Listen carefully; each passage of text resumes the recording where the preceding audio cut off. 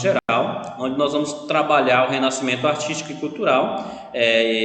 Dentro dessa parte, nós vamos trabalhar a parte épica e lírica de Luís Vaz de Camões, um dos grandes autores da literatura de língua portuguesa, o maior escritor de língua portuguesa, aquele que escreveu a chamada obra-prima da literatura de nossa língua, que é, ou que são os Lusíadas, né? Uma epopeia em que narra as grandes façanhas do povo português que se lança aos mares. E a gente vai conhecer um pouquinho sobre as particularidades da produção épica, da produção lírica de Camões também, que é valiosíssima, que traz propostas e reflexões sobre o sentimento amoroso, mas também que fala sobre a sociedade daquela época, que é justamente o momento em que o renascimento cultural se dá. É o momento de maior profusão. A gente sai da discussão da poesia e da sociedade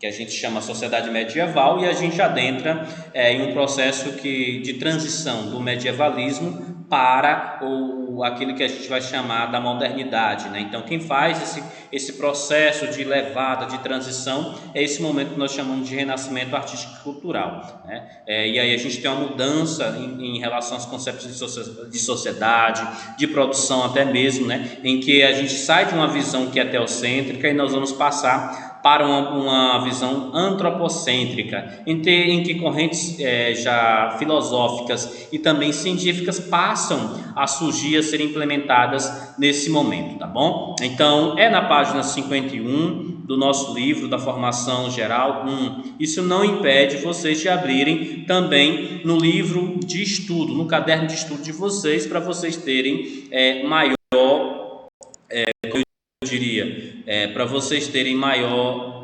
possibilidades, né, na hora de entender o que está sendo lido, tá bom? Vou até lá no nosso caderno de formação do aluno, no caso no caderno do aluno, para chegar a isso. Mas vamos lá. Bom, aqui na página 51, perdão, ela nos apresenta 4 imagens que são representantes, né, das artes de uma forma geral. Das 4 grandes artes, só faltou aí a literatura. A literatura a gente vai falar de Camões, né? Mas que a gente tem as grandes artes representadas ali. Na literatura é o próprio Shakespeare, né? Trazendo essa temática, até porque Camões é um pouquinho anterior a Shakespeare, né? Pois bem, na primeira imagem nós temos a Catedral de Santa Maria del Fiore, em Florença, na Itália, que foi feita e projetada, não a catedral, mas a cúpula. O que é a cúpula, professor? Deixa eu só fazer um grifo aqui, né, para poder ficar melhor para vocês. A cúpula é essa partezinha aqui, né? Essa cúpula que ela demorou muitos anos para ela ser feita, né? E ela foi considerada um marco na arquitetura, na história da arquitetura, principalmente no Renascimento cultural, né? Porque até então não se tinha nada parecido, porque a forma como ela foi projetada ali, até parece que o projeto da cúpula ele foi concebido junto com o projeto de construção dessa catedral. E na verdade não, a catedral ela foi feita centenas de anos antes de se colocar essa cúpula, né? E o Filippo Brunelleschi, perdão, ele fez esse projeto de uma forma que casou tão bem, mas tão bem, que parece que de fato ela faz parte do processo ou do projeto original dessa igreja. Então ela é representativa desse marco, porque ali o Felipe Brunelleschi ele cria conceitos de construções que até então não existiam. Por exemplo, quando você dá esse aspecto oval às construções, o que iria, né, fazer com que essa cúpula não caísse na cabeça de quem passasse ali perto? Porque no local em que ela foi projetada, ali existia um vão, ou seja, o sol batia ali. Então, os religiosos, especificamente o Papa, naquela época eles queriam, né, resolver essa questão também e projetar algo que fosse belo. Então Brunelleschi ele pega esse projeto, era então um arquiteto não muito famoso, mas ele cria novas formas. Ele coloca, por exemplo, dentro da produção dessa época ali, ele coloca dentro desse projeto, ele passa a utilizar o ferro, por exemplo, na construção civil. Fato que não era, até porque as construções eram feitas de que forma, né? Se utilizava somente argila, e passou-se a utilizar o óleo de baleia só depois, né? Já no século XIX, e para dar a liga era basicamente argila que botava lá nos tijolos lá e dava isso. Então, se você dava num formato oval, a construção ela não tinha como se sustentar, porque aquilo ali ia pesar e ia cair, né? Então o normal era construir de forma reta, não é à toa que a gente observa isso, né? Isso na boa parte dessas construções do período da Idade Média e até esse período do Renascimento. Então Brunelleschi ele revoluciona, ele dá essa nova possibilidade de construção. Basta você observar também essa questão das torres que estão aqui, essas outras torres aqui. Você vê todas essa menor aqui, ela é arredondada, mas até aí não tem problema porque são enfileiradas, né? Mas perceba que lá no final você não tem, né, essa questão de você dar esse formato ovalizado diferente da cúpula que nós temos lá posta da catedral, tá bom? Outro elemento que eu quero trazer à discussão para vocês aqui, deixa eu só aumentar um pouquinho para a gente perceber os detalhes aqui que eu estou falando, né? A gente tem a Pietà, que é uma escultura do Michelangelo. Quem é que já ouviu falar no Michelangelo aí, gente?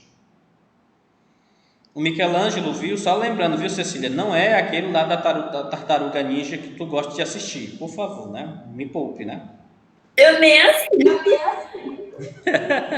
Eu sei, senhora. Só tirando onda mesmo. Pois bem, o Michelangelo, algum de vocês já conhecem o Michelangelo e conhece alguma outra obra dele?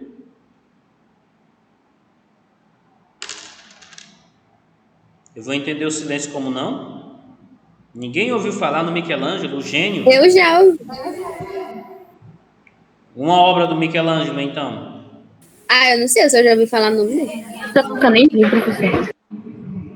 Eita, esse povo, tu fica só assistindo aqueles funk, daqueles caboclos ali, daquelas meninas. Funk, homem, eu sou de Deus, cara. Cantando. Tá bom, mas nunca se sabe. Você nunca ouviu falar em Michelangelo, nas obras dele. Essa é uma delas, Pietà. Tem aquela obra que é duas mãos. Eu esqueci o significado delas. O dedo de Deus, né? O dedo de Deus e Adão, né? Aquela tentativa dos dois se tocarem, né? É do Michelangelo? É do Michelangelo. É uma fresca do Michelangelo. Agora também uma obra daquele autor também, né? Na verdade, a gente conhece muitas obras do Michelangelo, só que a gente não associa ela ao autor, né? O Michelangelo, por excelência, ele é um escultor. Inclusive, era aquilo que ele se achava mestre na escultura. Só que a gente tem que entender o momento histórico naquela época, né?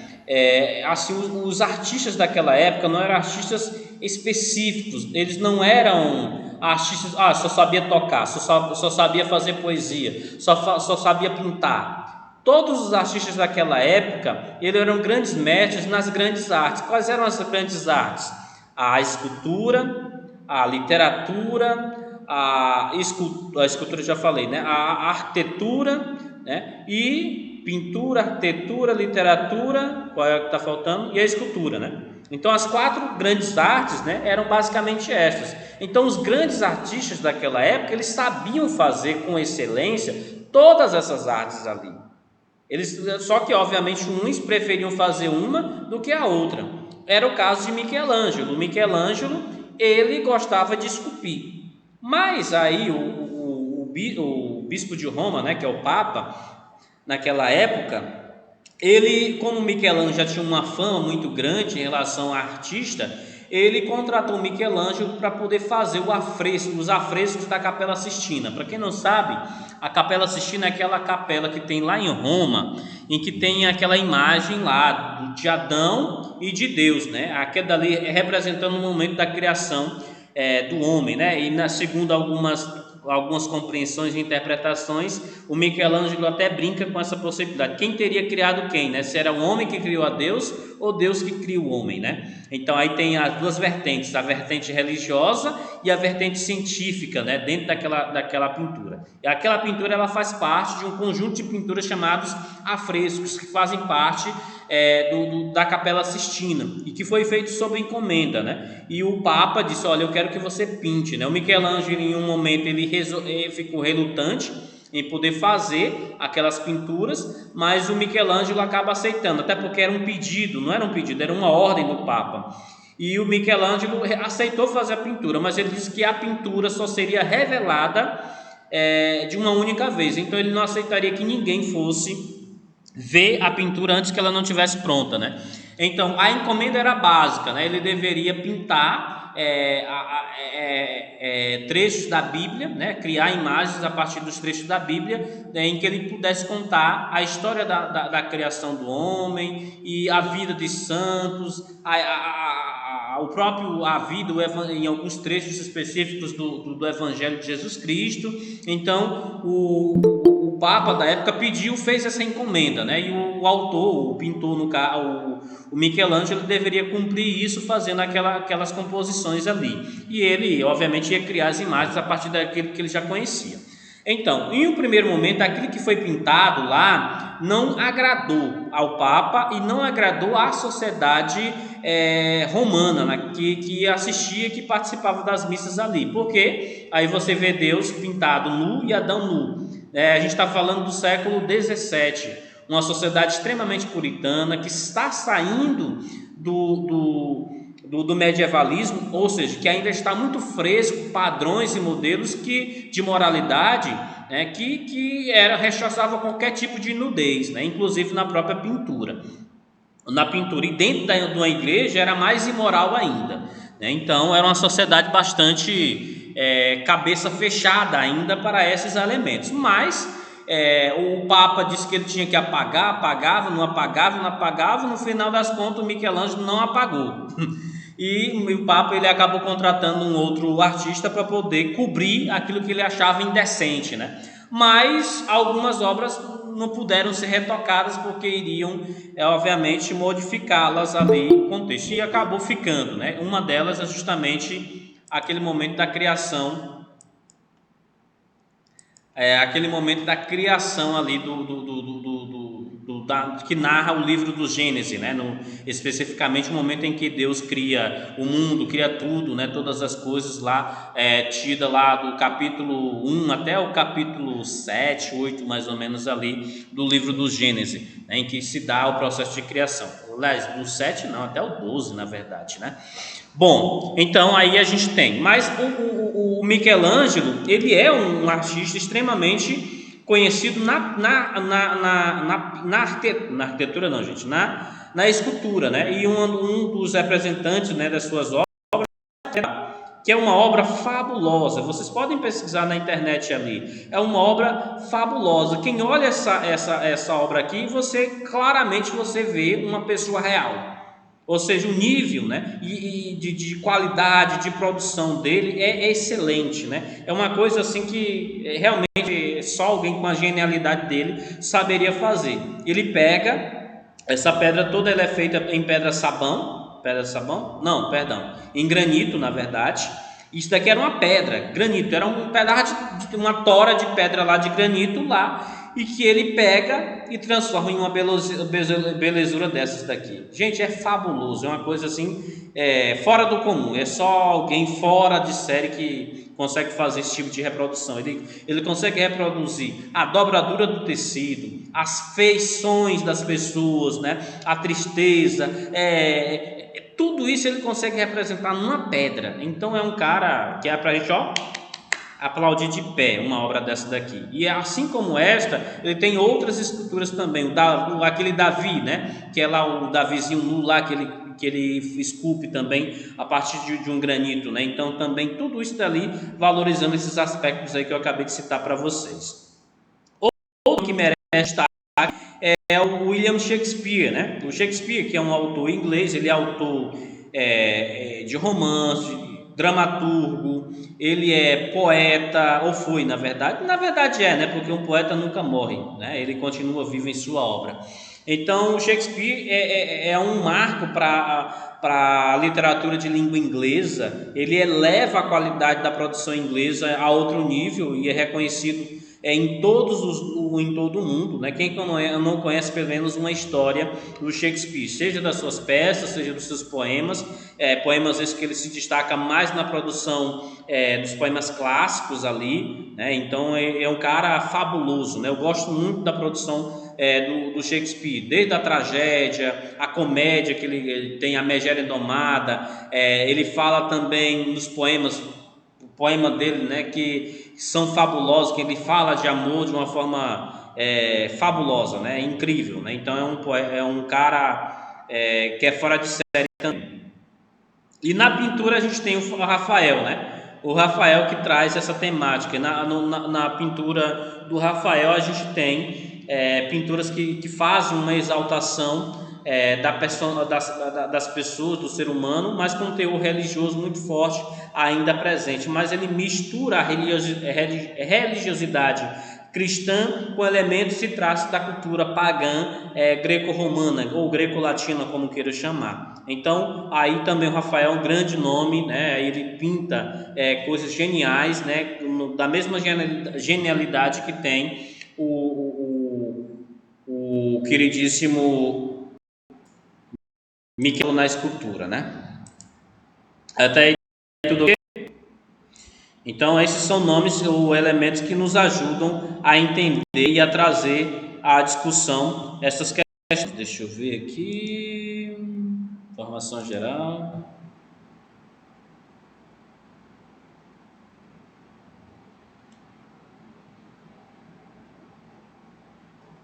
Pronto. O caderno de estudo é esse. Pronto. Está no caderno de estudo. Bom, aí eu quero, antes de colocar isso a vocês, né, de falar, né, de colocar especificamente sobre aquilo que tange a literatura, eu quero colocar para vocês a dimensão que a literatura. Deixa eu só tirar aqui o carregador do meu computador, porque senão ele fica viciado, né? Aí o bichinho vai ter que ir para a Fazenda da Esperança para poder se recuperar. Quando a gente fala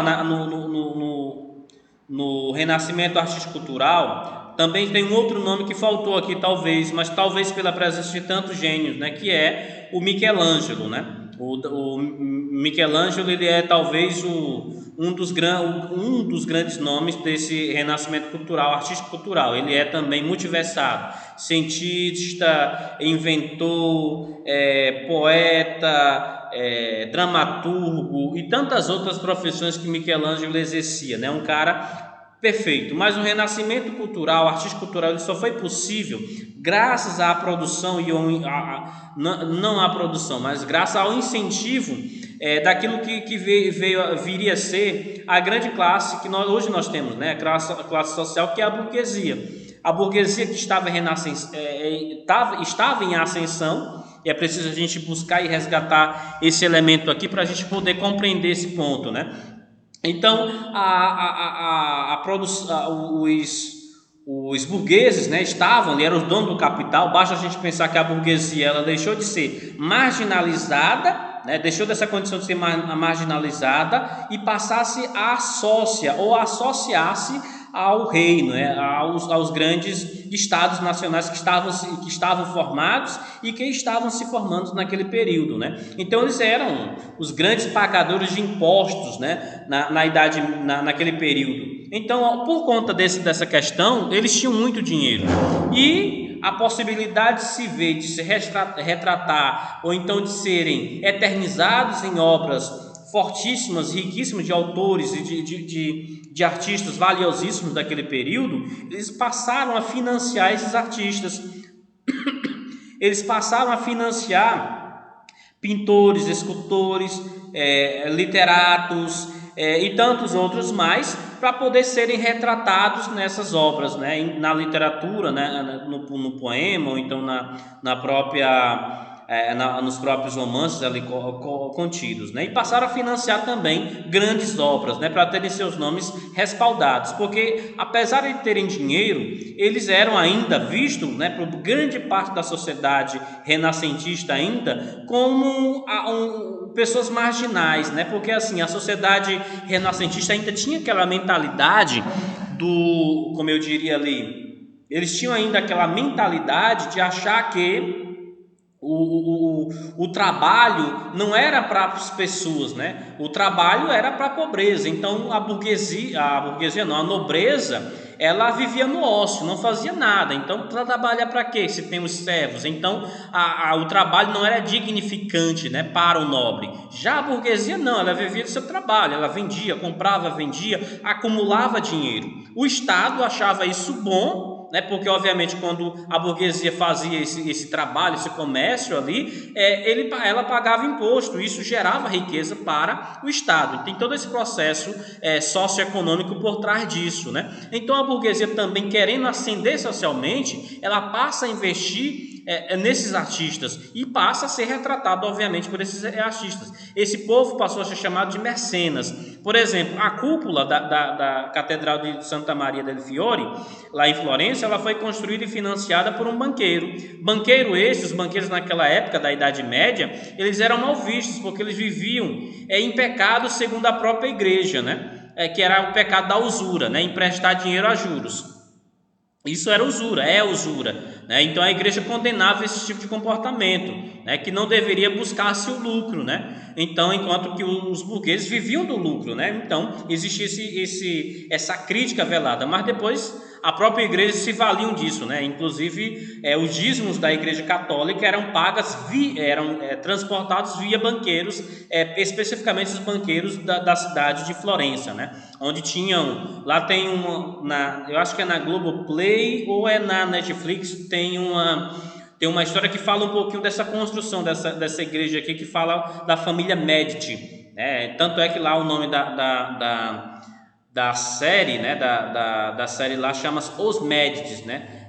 Que é uma série muito boa, inclusive, mas não entendi porque ficou só uma temporada só. E depois, não sei, o povo não se interessa por coisa boa, sei lá. Mas a história é muito boa, né? Então, assim, dá para o cara ver, perceber esse momento histórico que eu estou falando aqui para vocês, como é que se deu esse processo de financiamento, né? E para ganhar respeitabilidade e notoriedade diante da sociedade, assim que fizeram os mecenas. O Leonardo da Vinci, o Rafael, o Michelangelo, todos eles ali tinham seus financiadores, né, para poderem retratar suas histórias, serem retratados por esses grandes artistas daquela época, tá bom? Então os mecenas eram os grandes financiadores da arte nesse período, e por isso o renascimento cultural se dá muito forte na Itália, né? Porque na Itália não era um estado, né? Não era um país, né? A Itália naquele período, a Itália era formada pelas chamadas cidades-estados, né? Principalmente Gênova, Florença e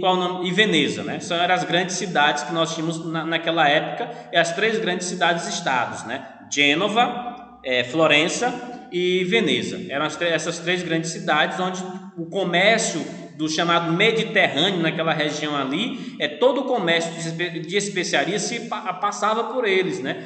Se o cara vinha lá da Índia, queria fazer a comercialização lá, né, e passar seus produtos para poder adentrar a Europa, tinha que passar por essas cidades ali. E por conta disso elas cobravam grandes impostos, né? E essas mercadorias deixavam muitas riquezas naquelas cidades. Então muita gente enriqueceu por conta disso. Então, tinha os grandes financiadores. Então, ali tinha um conjunto de situações que favoreceu o desenvolvimento e renascimento artístico-cultural. Não que ele não tenha ocorrido em outras partes do mundo, mas foi mais especificamente na Itália que ele se desenvolve com maior força e onde nós temos os principais elementos, né, de registro desse renascimento, desse momento da história humana, né, da cultura e da arte humana. Certo? Aí passando para o gênero narrativo, né? A gente sabe que os gêneros narrativos, enquanto elementos constituintes, né, nós temos o narrador. Quem é o narrador, Iron? Alguém que narra a história, né, professor?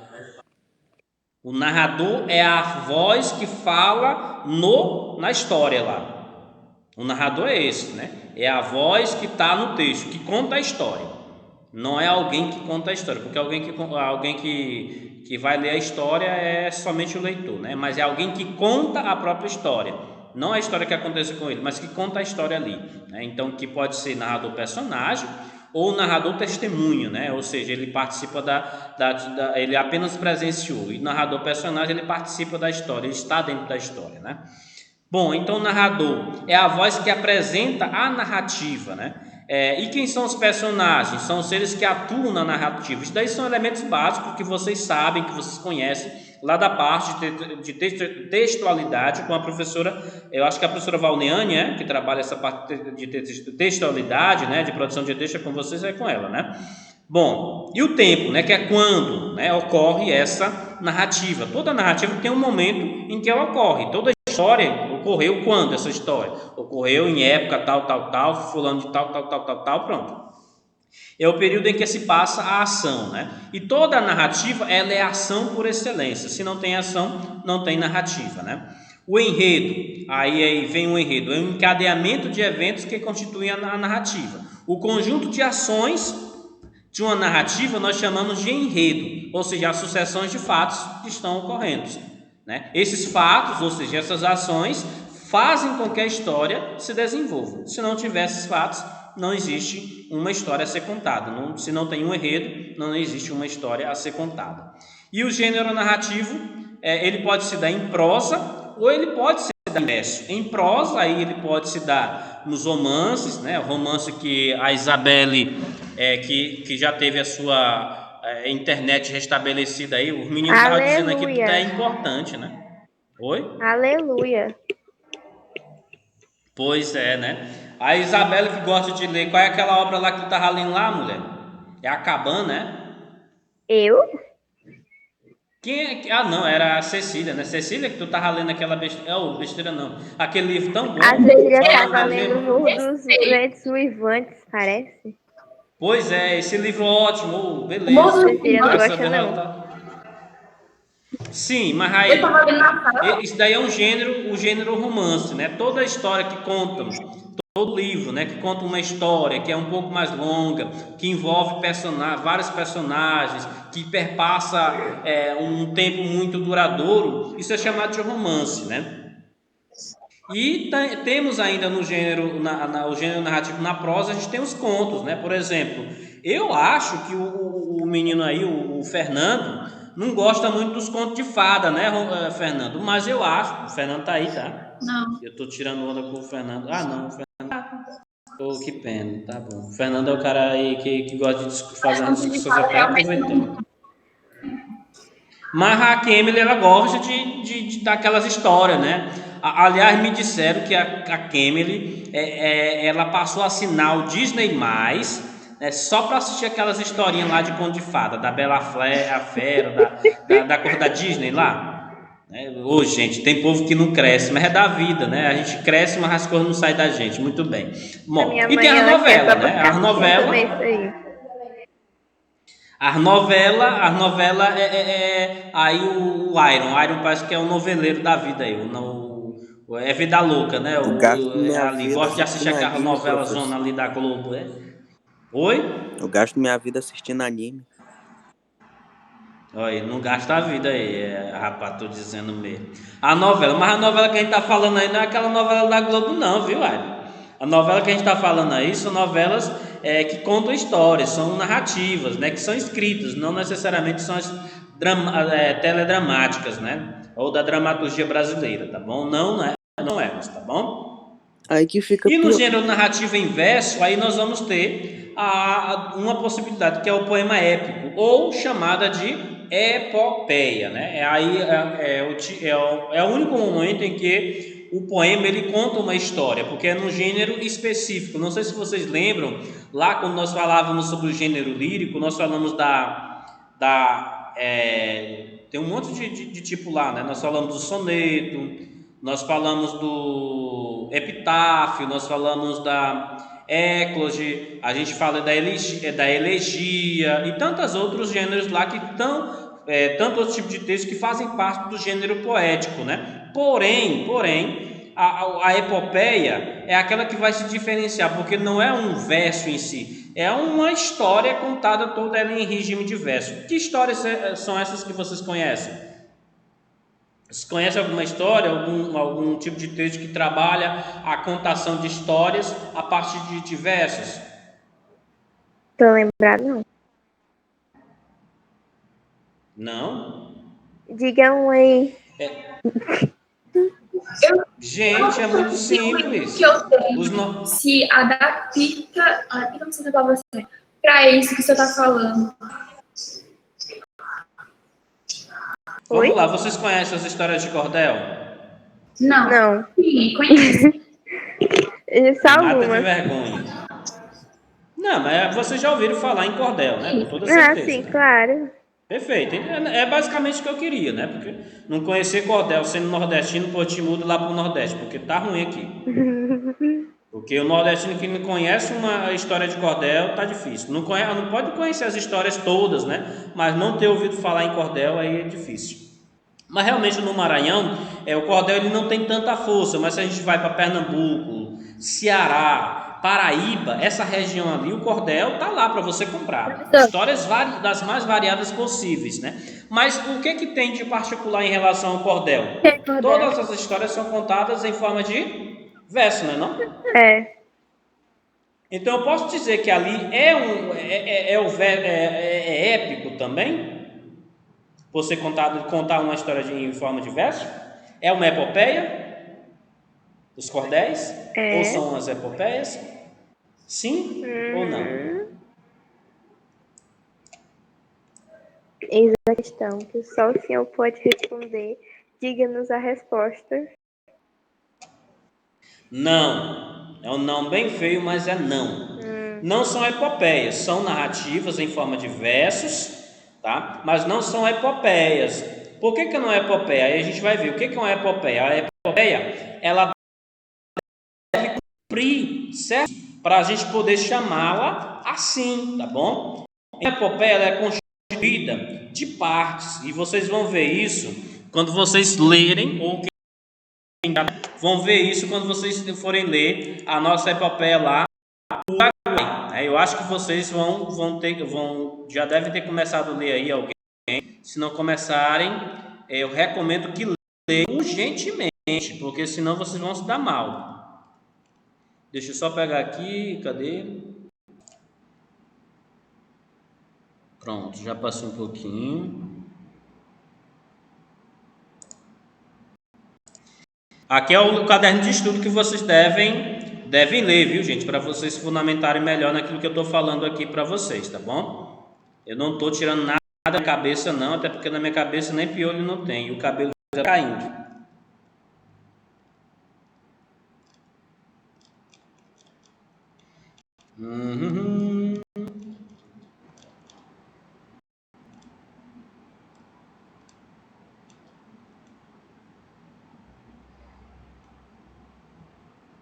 Pronto, tá aqui. A epopeia, ela precisa preencher certos requisitos para a gente ser chamada disso. Por exemplo, a epopeia, ela tem uma estrutura lá. Ela tem invocação, ela tem a apresentação, ela tem a própria consumação lá dos fatos desenvolvendo, ela tem o oferecimento, ela tem o epílogo e o fecho lá. Então, a epopeia não é simplesmente contar uma história, é uma história bem longa. Quem é que já viu ou já tentou assistir, não, ler os Lusíadas, do Camões? Tem alguém que já ouviu falar nos Lusíadas de Camões? Ou já leu os Lusíadas? Não pode falar, professor. Eu não. Mas com certeza vocês já ouviram falar em Ilíada e Odisseia, porque eu já falei sobre eles, né? Eu ouvi Muito falar bem. quando você falou. Sei. Com certeza não leram, né? Porque de fato são obras. Ilíada e Odisseia são obras grandes, gigantescas, né? Os Lusíadas também é uma obra gigantesca, né? Assim, para vocês como estão no início ainda, vocês não vão ter condições de ler, porque de fato é grande, né? Demanda um pouco de tempo. E por isso que eu não trouxe elas para serem lidas por vocês. Tem formas mais resumidas, mas não acho interessantes, né? Eu não acho interessante trabalhar com obras resumidas, né? Mas são narrativas gigantescas, né? Só para vocês terem uma ideia, os Lusíadas me parece que são 14 mil versos que tem. Credo. Imagine que são 14 mil linhas, né? O autor demorou quase 5 anos para poder compor os Lusíadas, né? Ilíada, né? Que também são 2 livros, né? Dependendo da edição, são 2, 3 livros que tem lá para você ler um único livro, né? Então tem o volume 1, o volume 2 e o volume 3. O volume 1, né, conta o momento em que encerra em que inicia, né, a guerra, né, os motivos que levaram à guerra. Depois conta a história da própria guerra, levaram lá e a culminância, o final da guerra, né? A Odisseia, ela já vai pegar lá do final da guerra, em que Odisseu tenta retornar para Ítaca e assim por diante. São histórias enormes, gente. E assim, o volume são grandiosos. Então, até mesmo para quem já não... Tem gente que passa pelo curso de letras, como eu, né, que não leram os Lusíadas nem a Odisseia, né, e muito menos Ilíada. Eu já li os 3, obviamente, né, mas são gigantescos, né, e tem gente que fica com preguiça que não lê, de fato, né, porque precisa de um pouquinho mais de perseverança em relação a isso. Deixa eu ver aqui.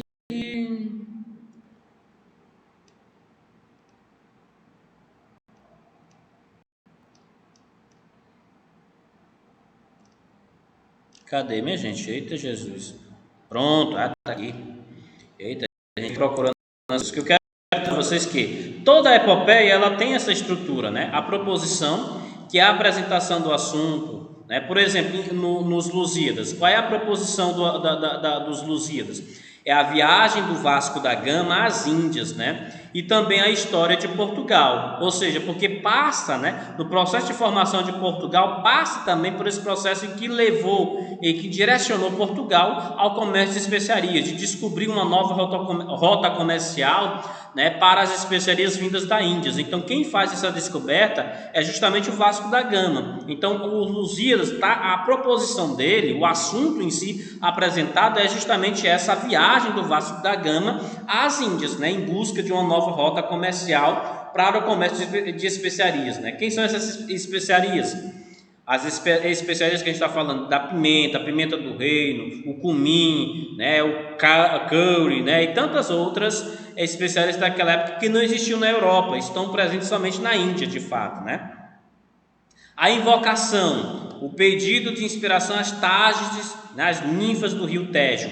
Toda a epopeia tem esse momento, tem essa parte em que o poeta, né, o escritor, ele pede a inspiração a algum ser mitológico, algum ser ou da mitologia grega ou da mitologia romana, né? Então, ou então do paganismo também, tanto faz.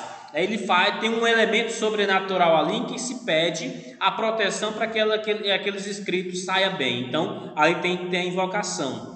A dedicatória, para quem é dedicado aquele poema, no caso dos Lusíadas, ele é dedicado a Dom Sebastião, rei lá de Portugal. Quem é Dom Sebastião na história de Portugal? É aquele rei, né, que quando ele assunta ao trono, ele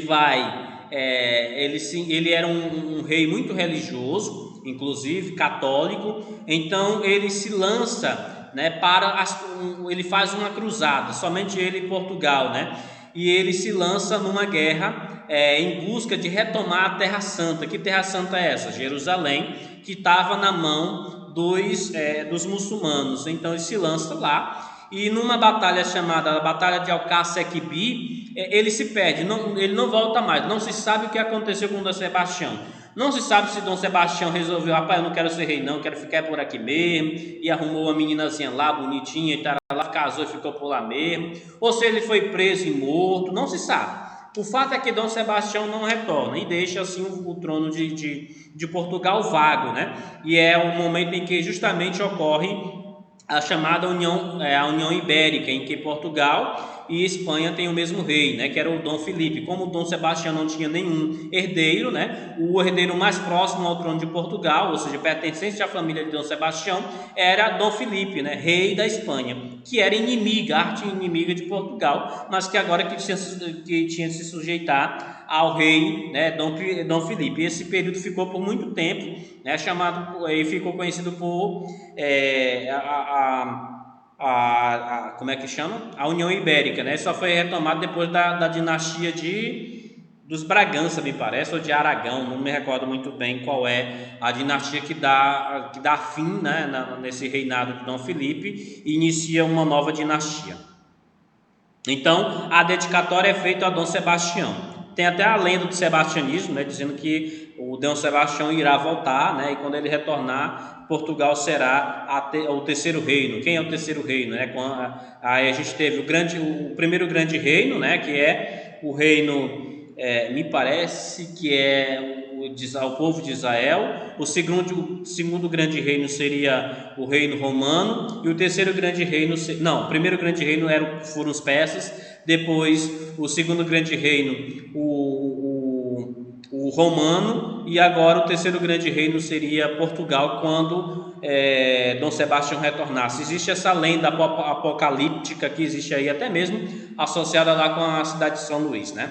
E no quarto ponto, né, no quarto elemento, vem a narrativa, né? A narrativa é o próprio fato, né? O relato, no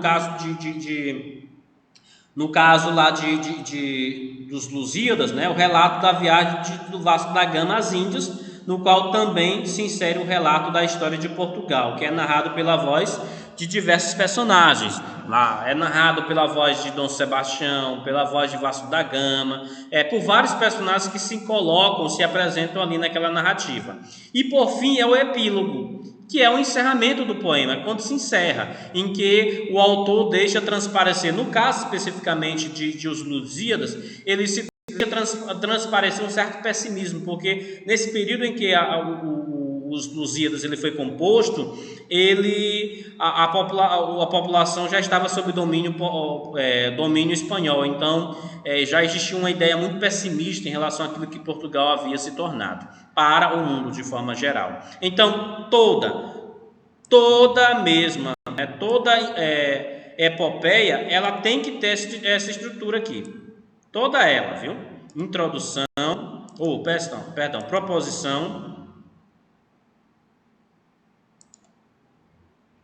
proposição, invocação,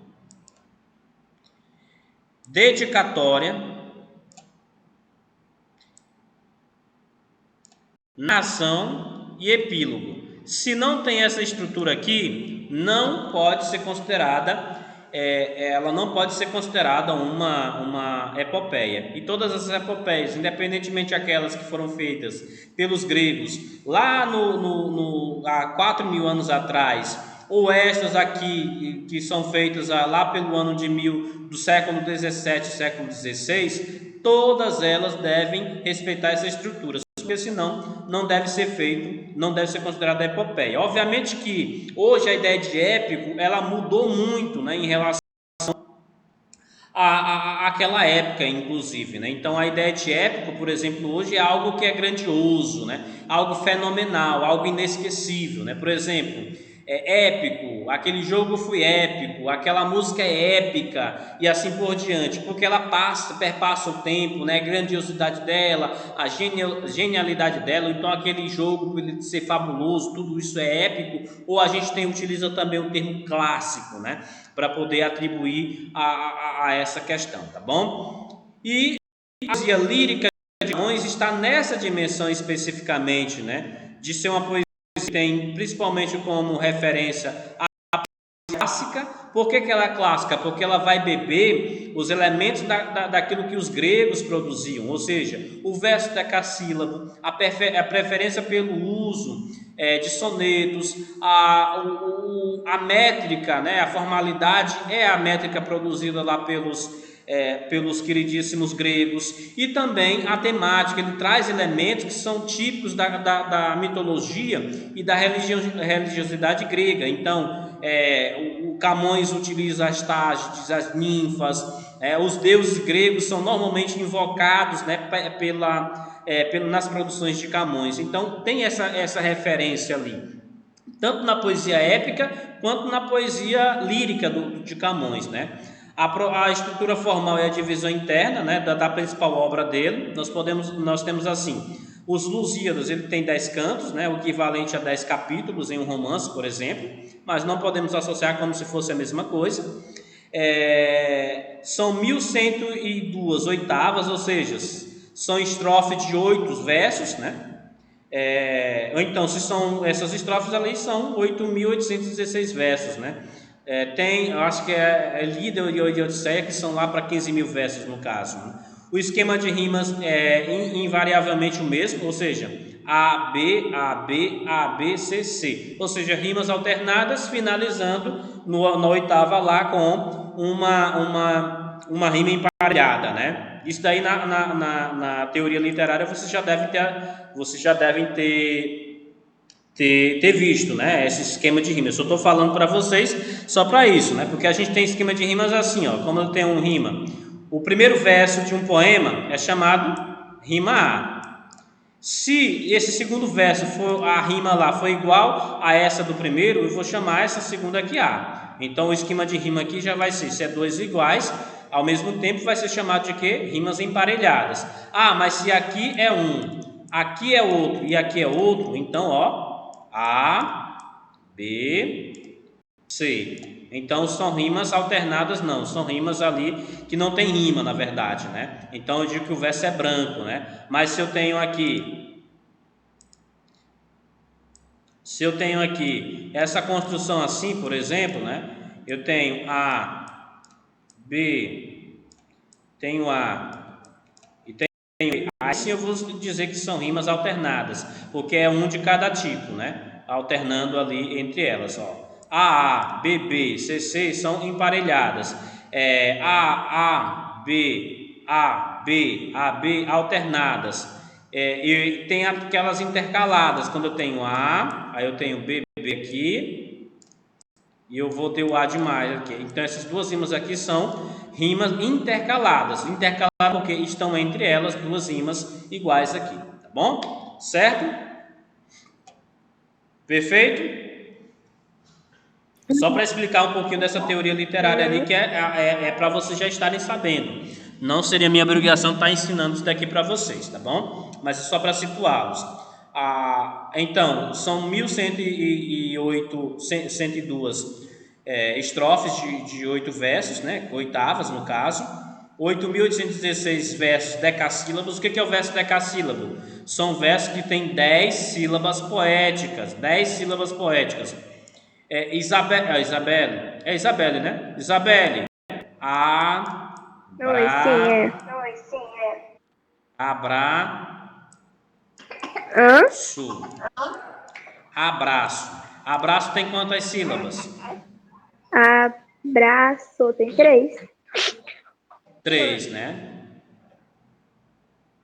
Que foi? Se eu falo meu abraço, tem quantas sílabas agora? Oi? Se eu falo meu abraço, tem quantas sílabas aí? Meu abraço. Tem 4. Tem 4. Meu abraço? Meu? Não vou falar meu. Meu abraço. Meu abraço. Tem 4, não? 4. 1, 2, 3, 4. Continua tendo 4 aí. Se eu disser que essa tua conta está errada, e como seria? vai chamar Abraço? Não. A divisão aqui vai ser assim, Isabelle. Ó, meu só vai ter 2 sílabas poéticas. Ué, e o final? Porque aqui não é sílaba gramatical, a gente está falando de sílaba poética. Então, se eu pego... Deixa eu pegar bem aqui algum poema aqui, deixa eu ver. Pronto, aqui. Esse daqui, O Amor é Fogo que Arde Sem Se Ver. Então, se eu pego... Esse daqui é um quarteto, né? São 4 versos, né? Cada linha do poema a gente chama de verso, né? Então, se tem 4 aqui, então é chamado de quarteto. Essa estrofe. A estrofe aqui, que é o conjunto de versos, é chamado de um quarteto, né? 1, 2, 3. Professor, você está apresentando a tela? Tô. Não tá aparecendo apresentando, pra gente, não. Não, faz hora que eu fico procurando alguma coisa aqui que só fica mostrando assim. Não, porque eu acho que deve ter saído, né? Porque eu não vi aí. Mas já voltou aqui, né? Pronto. Então, se eu for ver bem aqui, se eu quiser fazer a chamada expansão ou a metrificação, então se eu tenho amor é um fogo que arde sem amor é um fogo que arde sem se ver. É ferida que dói e não se sente. Então esse poema, cada verso daqui ele tem que ter 10 sílabas poéticas, porque o poema esse poema aqui é um soneto. Esse soneto ele é feito em forma tradicional, em forma clássica. Então o verso tradicional é 10 sílabas poéticas. Então 1, 2, 3, 4, 5, 6, 7, 8, 9, 10, 11. Se bem que isso daqui não é o poema original, né? Pelo que amor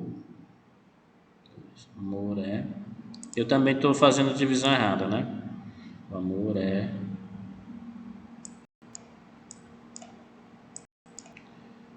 Que há.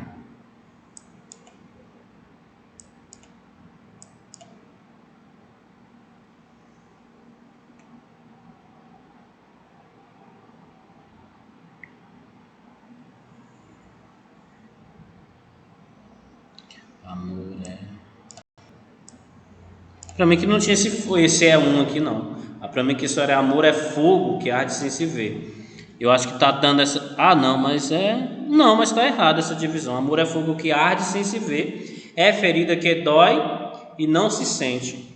Não tem esse negócio de um aqui não. Não me recordo no original tá assim não. Ele é o poema 14 do livro Sonetos lá do Luiz Camões. 1, 2, 3, 4, 5, 6, 7, 8, 9, 10. Aí sim, ó.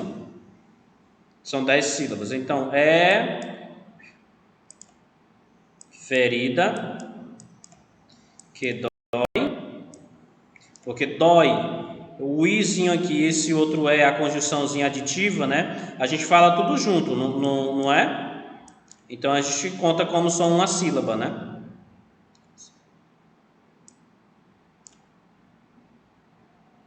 Então aqui, ó, 1, 2, 3, 4, 5, 6, 7, 8, 9, 10.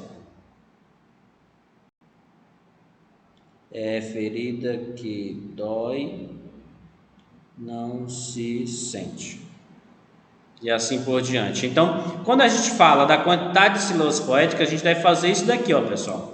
Isso daqui é chamada de escansão. É contar as sílabas poéticas. Não necessariamente a quantidade de poéticas vai corresponder à quantidade de sílabas que possui no verso, tá bom? Então isso daí é só para nos situarmos, não vou perder mais tempo em relação a isso. Isso daqui é da parte da teoria literária que vocês já devem ter visto, né? Se não viram, é bom que tenham visto já. Eu acho que normalmente isso daí é parte de textualidade, lá na parte que fala de poemas, né? De produção de texto, no caso, tá bom?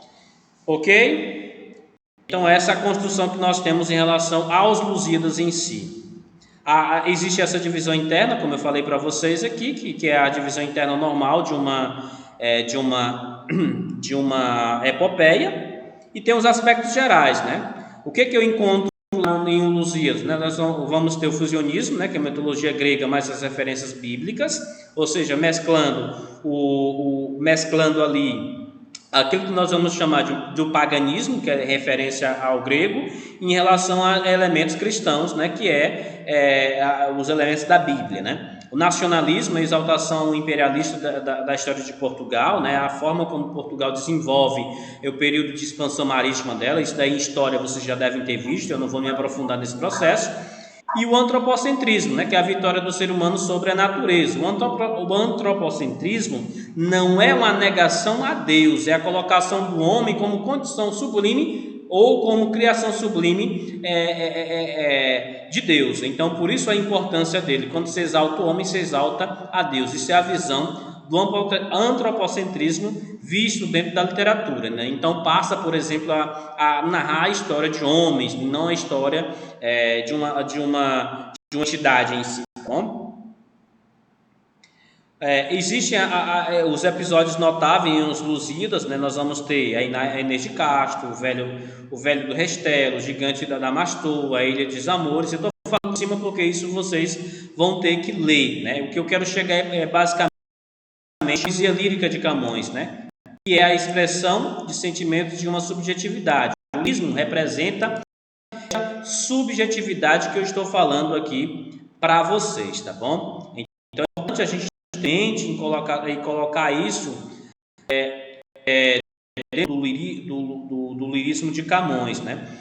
Os poemas são colocados em medilha velhas, ou como queira chamar também. Aí tem a redondilha menor. Alguns poemas que ele escreve são redondilha menores. Quando é que eu chamo redondilha menor? Quando eu tenho versos feitos com 5 sílabas poéticas. Ou aquilo que é tradicional, né? Na redondilha maior, que são 7 sílabas poéticas. A estrutura recorrente dele se vale do mote. O que é o mote? São espécies de refrão, né? Ou então são bases do poema, né? Versos que servem de tema ou assunto, né?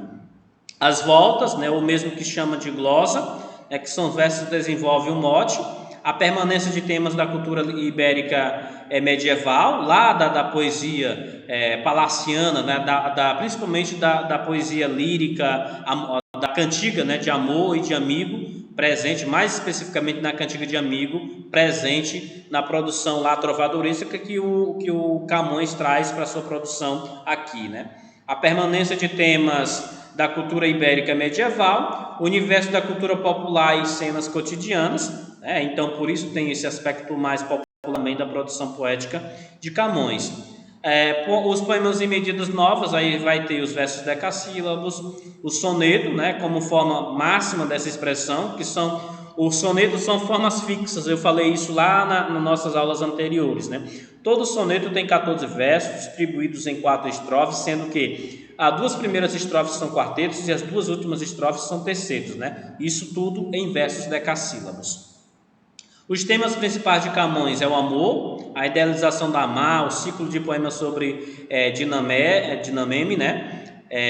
O desconcerto do mundo é uma outra questão, né? A noção da desarmonia em que há recompensa aos maus e o castigo aos bons, né? Então isso ele chama de desconcerto do mundo também. Há um platonismo, né? Ou uma trazida, né? Da percepção do mundo sobre a ótica daquilo que dizia o Platão, né? O que dizia Platão lá sobre a percepção do mundo? O que era o mundo? Existia um mundo inteligível e tinha um mundo sensível, né? Lembram disso? O mundo inteligível é o quê? É o mundo do conceito, é o mundo real. E o mundo sensível é o mundo imaginário, que está no plano do significado. Eu ia falar isso, né? O professor, como é o nome? O Davidson falou disso na aula dele, quinta-feira. Filosofia. Então, o Camões ele traz esses aspectos na poesia dele também, né? Quando ele fala, principalmente sobre, aqui não coloca, né? Mas é uma outra característica, né? Que é o platonismo, né? É o amor platônico, né? Que ele tenta, né? Ele tenta fundir, na verdade, essa do platonismo aqui é quando ele tenta fundir os aspectos da cultura cristã com os aspectos da cultura dos elementos culturais e sociais e da religiosos também pagãs, né? Então o cristianismo e o paganismo dos gregos, né, são trazidos e tentados fundir de forma harmônica, né? Isso é o platonismo, né? Então ele vai tentar fundir esses aspectos e obviamente vai dar uma confusãozinha doida em algumas produções que ele tem, tá bom? Gente, nosso tempo está acabando, deixa a gente ir lá para o nosso trabalho, tá bom? A Isabelle, deixa eu só botar a presença da Isabelle, senão ela vai ficar com falta, né? Quem entrou depois aí mesmo, né? Isabelle, número 11, a Isabelle. Professor, 9, quem é? tem 2 Fernando semanas. não entrou, né? Falta. Sem Wi-Fi. Quase morro. 6, a Bruna Daniele também não entrou, né? E o número 2, a Amanda Xavier, nossa sabática. O 19, a Sara Bianca também não entrou, né? Não. Pronto. Beleza, todo mundo aqui já está com falta e presença. Certo, vamos aqui ao nosso trabalho.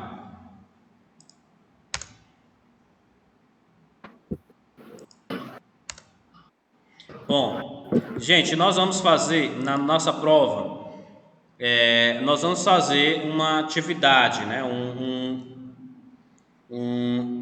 Uma proposição de atividade para vocês para a prova mensal desse mês, tá bom? Desse bimestre. Então, vai ser lá no finalzinho do mês de abril, o início do mês de maio. Eu não sei qual o dia, porque eu devo ver como é que está essa questão dos simulados aí com a tia Dudu. Mas é fato que nós teremos que fazer esta atividade, tá bom? Estas atividades avaliativas. Eu não vou fazer prova. E a atividade avaliativa, ela vai partir da leitura da obra de você, que eu passei já para vocês aí. Que obra? Qual foi a obra? Não sei. Uruguai. O Uruguai, gente, por favor. Quem quiser chamar o Uruguai, tudo bem, mas eu gosto de chamar o nome que o Uruguai. autor batizou a obra, né? Professor, A quem obra não também ela encontrou pode o ser chamada livro? de Uruguai. Uruguai ou Uruguai, qualquer um dos dois estão corretos, tá bom? Cadê, gente? Professor, O outro Oi, diga. e quem não encontrou o livro, que eu já também não encontrei? Na internet, jovem. Gente, a internet tá cheia de obras aí em PDF do Uruguai e do Basílio da Gama. Não justifica, dá pra gente encontrar isso na internet tranquilamente. A coisa que mais tem em profusão aí é o Uruguai, até porque ele não tem mais direitos autorais faz tempo, que é uma obra que já tem quase seus 300 anos aí de história, tá? Então você pode fazer lá. O que eu vou querer especificamente que vocês façam? Esse mapa interativo. Eu trouxe até um modelo aqui de um mapa interativo, que eu trabalhei isso daqui com os meninos do 7º, do 8º ano, na verdade. Mas assim, isso daqui é uma outra atividade que eu fiz com eles, né, para inseri-los no mundo da leitura. Com vocês já vão estar lendo a própria leitura e vocês vão fazer um mapa, né, a partir daquilo que vocês leram da obra. O que eu quero que vocês coloquem nessa estrutura aqui? Por que eu chamo de mapa interativo, né?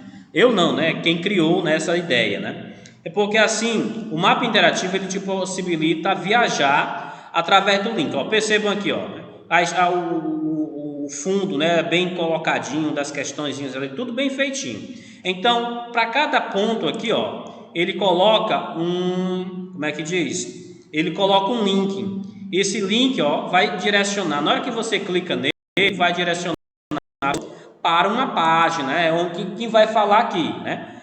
Por exemplo, nesse nosso aqui, olha, nesse primeiro link que eu cliquei aqui, que é a história cujo protagonista é um engenhoso feudal. Aí, obviamente, os meninos que não estão no ensino médio, a gente tem que ser mais delicado e dizer que história é essa? Será que vocês conhecem, né? E daqui que eu criei para dar aula para eles, né? Mas no caso de vocês vão adaptar isso daqui para poder fazer a produção de vocês baseado na obra que vocês estão lendo, né? E vão criar aí N possibilidades. Aí aqui o texto ele já vai me direcionar lá para o domínio público, né? Que é um site do governo federal, em que ele coloca as obras de domínio público. Que obra é essa que ele me direcionou? Ele vai me direcionar para qual é o nome? Para o meninozinho lá, a obra do... Qual é o nome da carniça, minha gente? Tá bem aqui. Dom Quixote de la Mancha, né? Vixe, já. Tá bom? Aí deixa eu só continuar aqui com vocês antes para eu concluir. Então, vocês terão que fazer esse mapa interativo. Eu vou mandar ele direitinho para vocês. Vocês vão se dividir em grupos, tá bom? 4 grupos de 5 pessoas. Inclusive a Amanda, ela pode participar, porque ela pode gravar a fala dela e enviar para a gente, tá bom? Então, Amanda, vocês interajam com seus colegas. O fato é que eu quero, são 4 grupos de 5 pessoas e vocês devem se dividir, saber direitinho, devem mandar esse grupo durante a semana para mim, né? Quais são os componentes do grupo lá. Mande uma referência assim, ó, cabeça do grupo é esse daqui, professor. Então, cada grupo deve ter 5 pessoas. Vocês vão fazer a leitura da obra, né? E depois de fazer a leitura aqui, tem toda essa indicação que eu vou postar lá no grupo para vocês, né? E os pontos que vocês vão fazer, tipo aqui, por exemplo, ó, esses pontozinhos aqui, né? Vocês vão colocar a questão da estrutura da própria epopeia, né? Então, na proposição, o que você encontra na proposição lá? Introdução para a apresentação do herói. Então, você cria lá, vai lá num link, lá, cria uma coisa, um link, que vai direcionar, na hora que clica no mapa ali, vai lhe direcionar à personalidade, ao herói, né? A proposição, a introdução dessa obra. Qual é esse herói que está sendo retratado lá? Tá bom? Tá falando do herói tal, tal, tal, tal. Então, quem é esse herói? A pessoa vai apresentar isso dali. Tudo isso no nosso horário de aula, tá bom? Certo? Então, devem preencher mais. Professor, eu devo ficar somente restrito nesses 5 pontos? Não, quem vai fazer a apresentação são vocês. Mas eu quero que tenha isso daqui. Eu quero que revelem a proposição, a invocação, a dedicatória, a narração e o epílogo, né? Então, são 5 partes. Cada um vai falar, cada um dos componentes vai falar uma parte dessa daqui, né? E vai, obviamente, discorrer sobre aquele ponto que vai sendo colocado lá, tá bom? Feito isso daí, vocês devem mandar direitinho. Oi, diz. A nota vai ser em grupo ou vai ser individual? Individual. A apresentação a apresentação é em grupo, mas cada um vai ter a sua nota. Não é a nota em grupo, tá bom? Então não se preocupe. Tô ouvindo. Oi? Que passa? Alguma dúvida? Professor, Eu não me entendi nada de que professor, tu estás explica de falando. novo, por favor. Olha, já tá Ou senão você manda um áudio no grupo. Não, eu vou mandar e eu vou mandar isso para vocês, não se preocupem. Eu vou mandar esse material para vocês. E lá aqui, olha, no PDF tá dizendo direitinho o que eu quero, como é que deve ser feito, né? E aqui, eu vou mandar o exemplo também aqui, olha. Tá aqui o exemplo aqui. Se ainda ficarem com dúvida, né, eu ainda entro em contato com vocês. Aí é só mandar no meu PV lá. Então, o que vocês vão fazer de agora? Vão criar os grupos, tá bom? E mandar lá no meu PV. Os grupos lá. Todos os grupos devem ter 4 pessoas, né? Que eu falei, são 4, né? 5. O senhor falou 4 grupos de 5 pessoas. Perdão, são 4 grupos, né? São 4 grupos, cada grupo tendo 5 pessoas, tá bom? Certo? Eu vou mandar esse materialzinho para vocês lá. Oi. A apresentação é só no final do mês, né? Final do mês. É a sua nota, é a nota mensal da turma. Quem não fizer, eu vou fazer a segunda chamada. Não sei de qual. Na minha, não. A minha, se você não fizer, você vai ficar sem nota. Aí tem que pegar lá sua nota lá no bimestre e dividir por 2. Certo? Tô falando com pouco tempo aí, dá pra gente esse procedimento aí, tá bom? Certo? Alguma dúvida mais, eu vou mandar lá no grupo agora para vocês. Tá bom? Amanda, participa com os seus colegas aí, interage com eles e vai dar